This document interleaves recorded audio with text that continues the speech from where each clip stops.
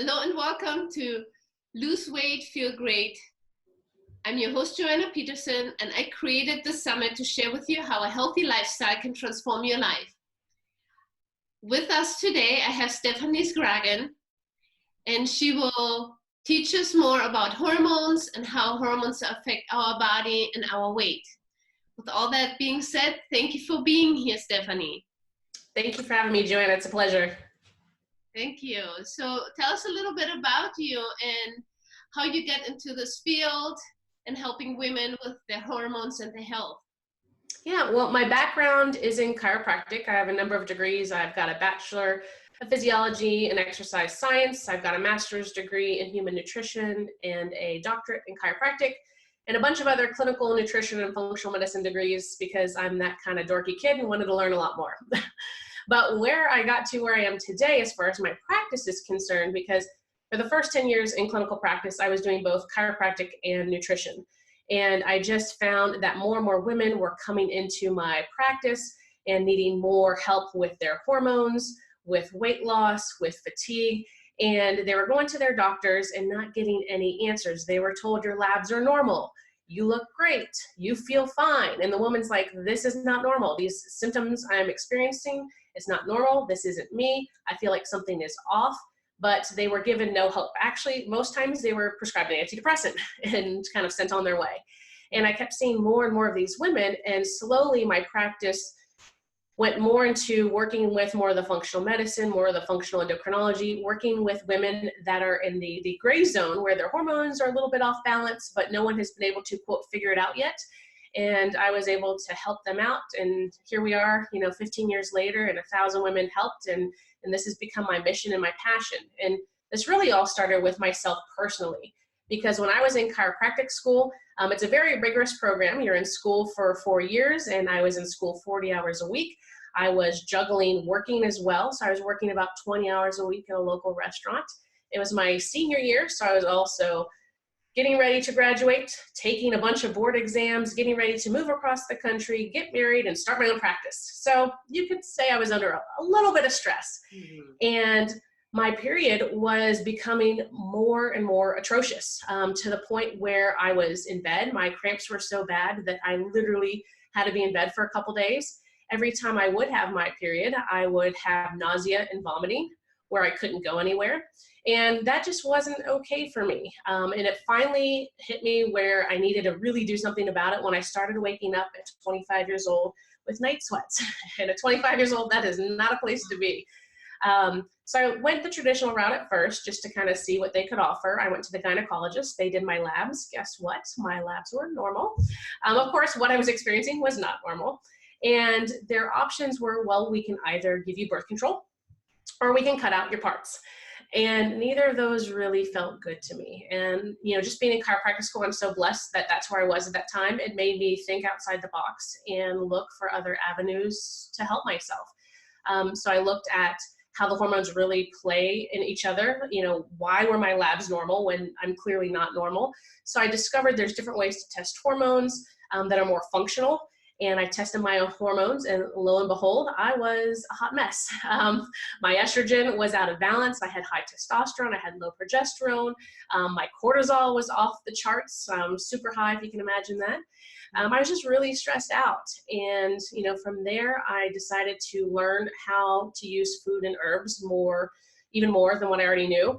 To balance it out. So it took me a few months to kind of start the process, but within a few months I was feeling much better, and within a year I was pretty much back to normal.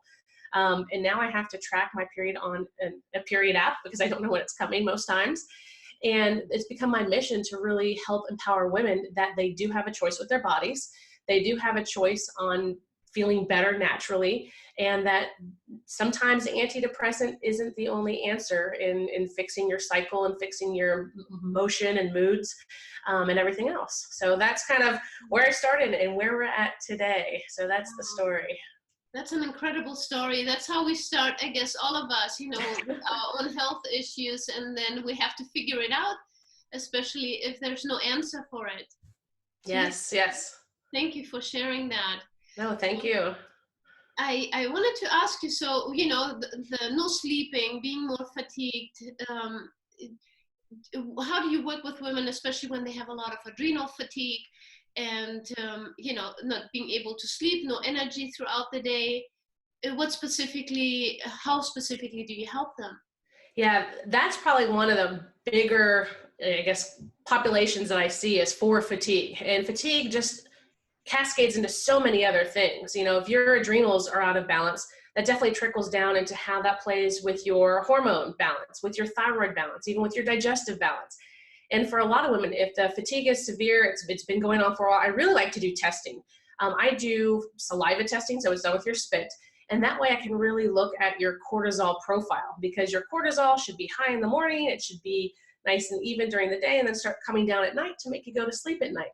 And so I test cortisol. You give multiple spit samples throughout a day, and then we look at what your cortisol rhythm is, because sometimes it might be fine in the middle of the day, but in the morning and evening, it's way off balance. I have what I call my tired and wired patients, where their cortisol is too low in the morning, but then it jumps high at night when it should be going low.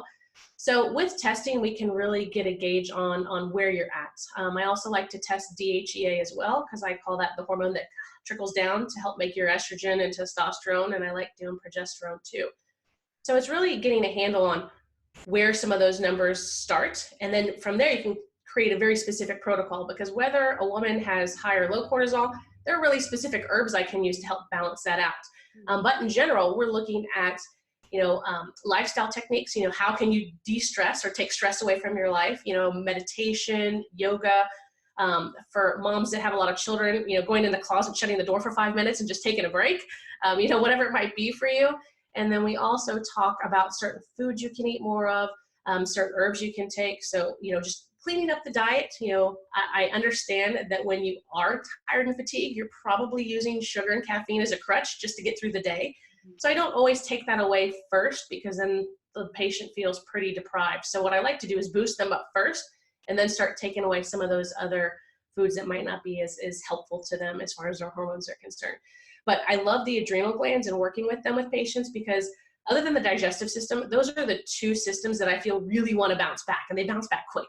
If you give those glands and systems exactly what they want in the right amounts, they really bounce back quickly. So, I've got patients, I have a questionnaire that I give them, and typically within the first few months, we've taken whatever their score starts at, we've decreased it by 50% within just a few months. So within 4 to 8 weeks, your symptoms are at least half gone.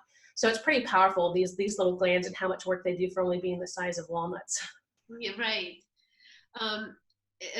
So looking back into, so you're talking about the adrenal glands. The adrenal glands also, have a lot of functions besides helping you with energy and your sleep. But also, can you talk a little bit about the cortisol connection and weight, and how? You got it. Yeah, and when we have high cortisol levels, how we gain weight.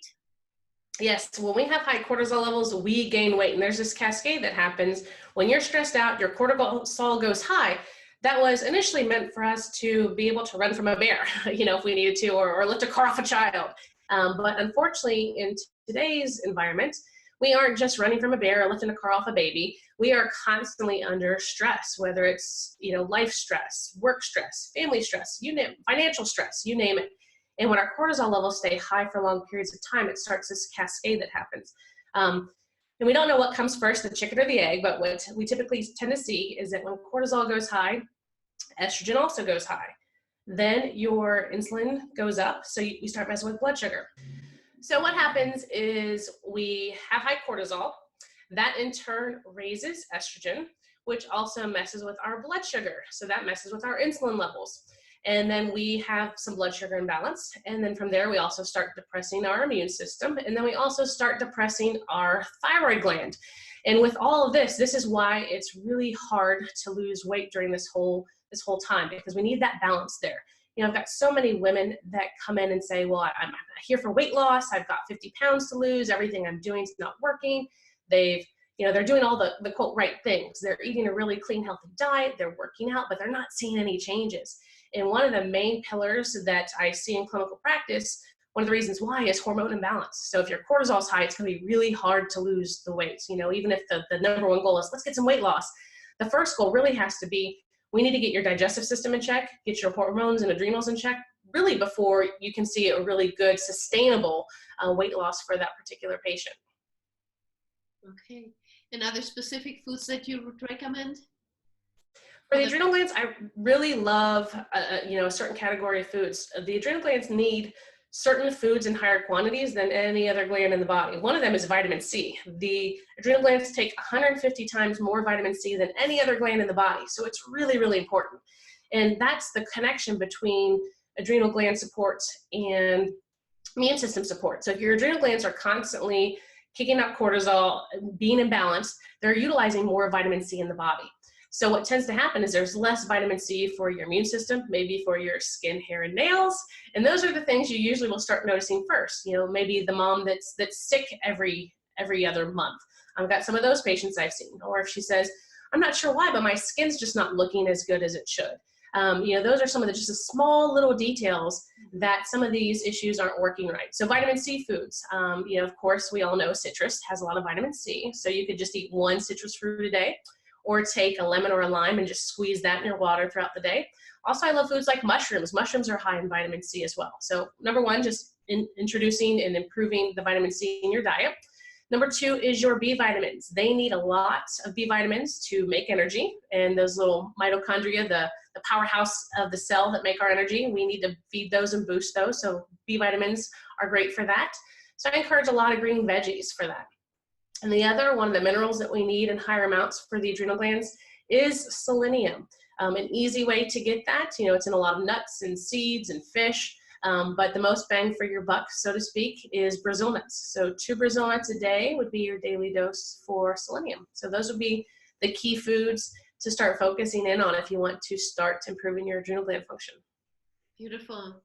And how about the foods that you should avoid that actually stress the adrenal glands, like coffee? Yes, So. we have plenty of those foods that stress the adrenal glands. Are going to be, of course, coffee. Caffeine is going to be a stressor to the system, and it's kind of a catch-22 because when your cortisol is high, or even when your cortisol is low, or your adrenal glands are dysfunction, they want some crutches, and the crutches it typically likes are caffeine, sugar, and alcohol. Those are the 3 things you literally start to crave.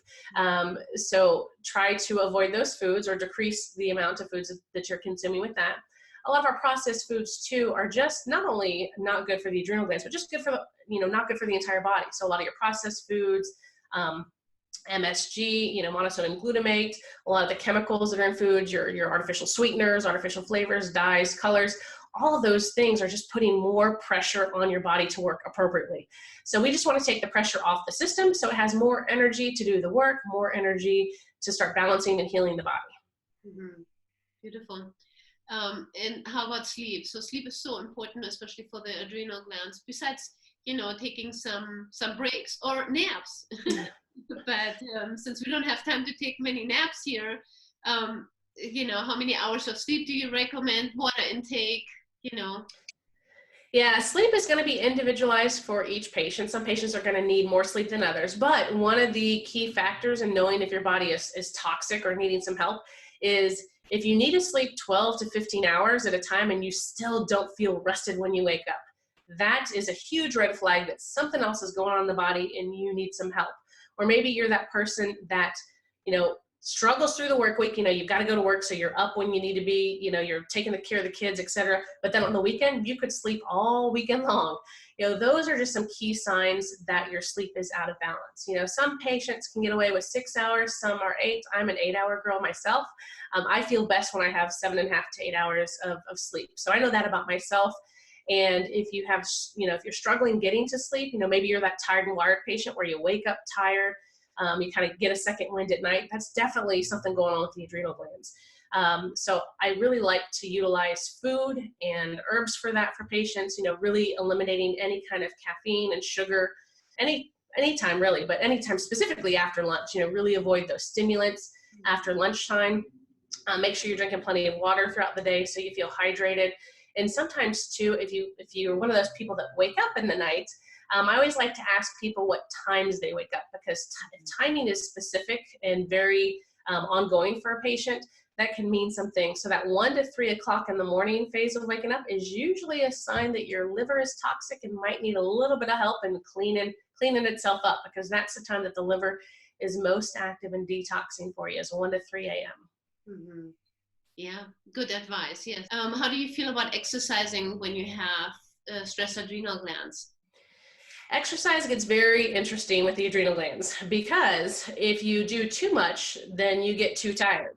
So really, with a lot of the adrenal fatigue, I don't recommend doing high stress, high impact, go, training for a marathon kind of activity, because you're already tired as it is. Most of my patients, when they come in and they are, they do have adrenal fatigue, they're really not exercising because they just don't have enough energy to do that. So really, it's a matter of just getting them out and getting active at whatever level they can start with and going from there. Maybe it's a walk around the park with the dog. Maybe it's a yoga class. So really not doing too strenuous at first as we're building those glands up. Now, as they heal, we can get into more activity, more high intensity interval training type of work. But I definitely don't recommend that to start with most of my patients, because they'll also feel it. I have some patients that are so fatigued that they'll say, I had a great day, and then I went out and I mowed the grass, and then I, felt like crap for 3 days. So that's not the point too, and I actually caution patients about this. When you start feeling really good, make sure you just still take care of yourself and really don't push it, because then we kind of have that rebound effect. But what I do love about the adrenal glands is, like I said, they really want to bounce back if we give them the right amount of food and herbs in the right amounts. And that process doesn't take too long. I'd say to really heal an adrenal gland from start to finish, if we've done lab work, we know exactly what's going on. It's probably a 6 to 9 month process. So it's really, in the grand scheme of things, most of these patients have had these problems for decades. 6 months really isn't a long time to really get the system fully back up and running. But generally, most people start to feel a change and start to feel better within about 4 weeks, which is fantastic in my book. Yeah, that's phenomenal.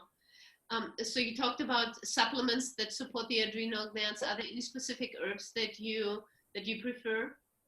Yeah, like I said, there's certain herbs that you can use to raise or lower, but there's some herbs that we can just use in general. One of those, those are adaptogenic herbs. Those herbs that can be used whether your cortisol is high, whether it's low. These are great herbs because you put them in the body and it just helps the body do what it needs to do naturally, which is fantastic. One of my favorite adaptogenic herbs is ashwagandha.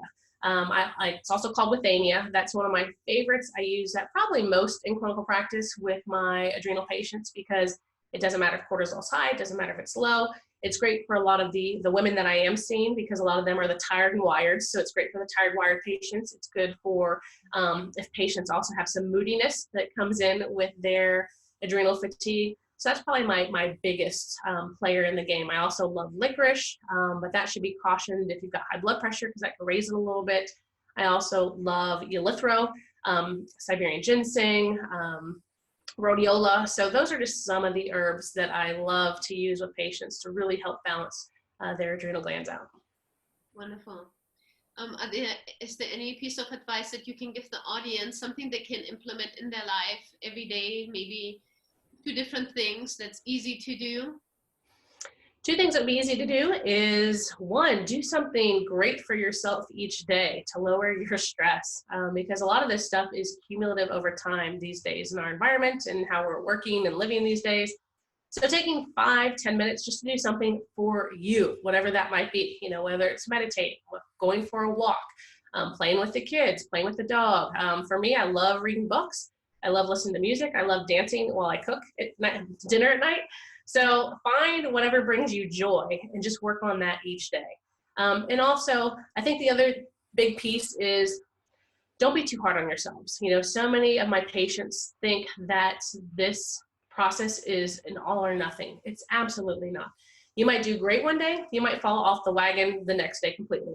That doesn't mean you stop. You just keep going each day, because what we know is when you start doing good things and you keep doing them over and over and over again, the cumulative effect of that is going to be better health for you. You feel better. You live longer. You live longer, healthier, which is even better.